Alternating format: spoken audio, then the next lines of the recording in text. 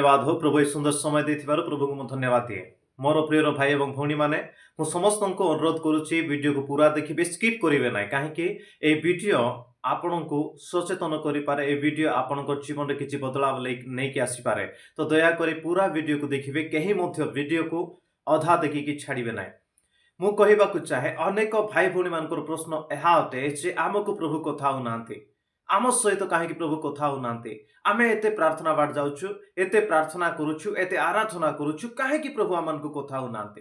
अनेक लोकर प्रश्न यह अटे आम एत कलापर फास्टिंग कलापर एत आराधना कलापर एत मीटिंग मान को एटेंड कलापर आमको प्रभु कहीं कथा होना।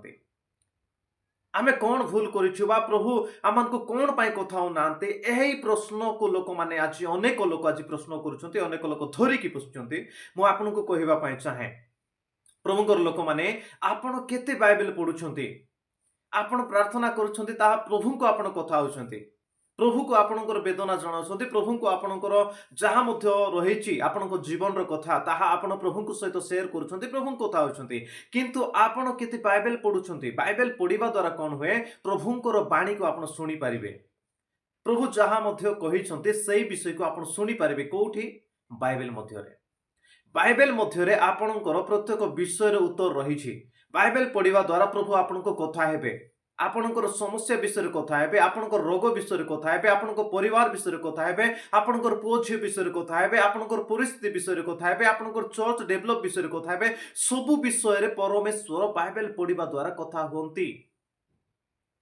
से आमान को उत्तम एक पवित्र शास्त्र बाइबल देइछंती, सेटा को पढिबा द्वारा आपण हम बुझी परिबा हमर लक्ष्य कोन, आमे केमिति चलिबा कथा, केमिति रहिबा कथा, केमिति करिबा कथा, कोन कले उत्तम हेबो, कोन कले आशीर्वाद आसीबो, कोन कले आम समस्त मंगल विषय हेबो, कोन कले आमे समाज रे ठीक रहि परिबा, कोन कले आमे आम चर्च रे आमे ठीक रहि परिबा, आमनकर एल्डर्स माने केमिति रहिबा दरकार, पास्टर केमिति रहिबा दरकार, पोछे माने केमिति रहिबा दरकार, यूथ माने केमिति रहिबा, समस्त विषय बाइबल मध्य रे लुचि की रहिछि, छुपी की रहिछि।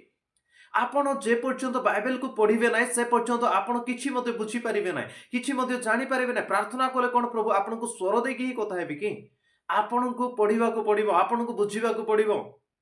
जहां मध्य बाइबल रो शब्द आपण को कहा जाउछि ताहा परमेश्वर आपण को सहित कथा वार्ता होछंती।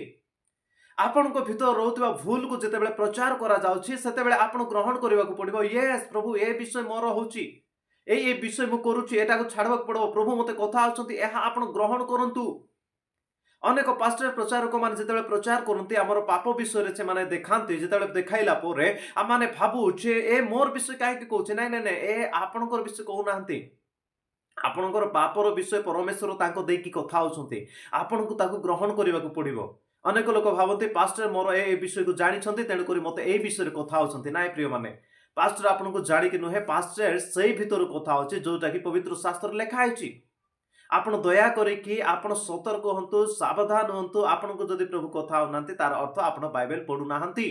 आपण को बाइबल पढिबा निहाती आवश्यक अटे। एही दिन मानकरे आपण जदि फांदरु बाहरिबार अछि, असुविधा रे बाहरिबार अछि, गलत शिक्षा रु बाहरिबार अछि, भंड शिक्षा रु बाहरिबार अछि, आपण उत्तम सहभागिता जदि रहिबार अछि, उत्तम विषय जदि आपण रहिबार अछि, बाइबल को पढिबा निहाती आवश्यक अटे। जदि आपण बाइबल पढिबे नाय ताहले आपण कोनोसी प्रकार बाहरी परिबे नाय। दया करी आपण को मोर अनुरोध अटे जे आपण बाइबल को पढंतु ताकि आपण सत्यता जानिबे, पुनी आपण को प्रभु निहाती भाबरे कथा हेबे। God bless you. परमेश्वर आपण को आशीर्वाद करंतु। आपण शेष जाय देखिथिबार बहुत बहुत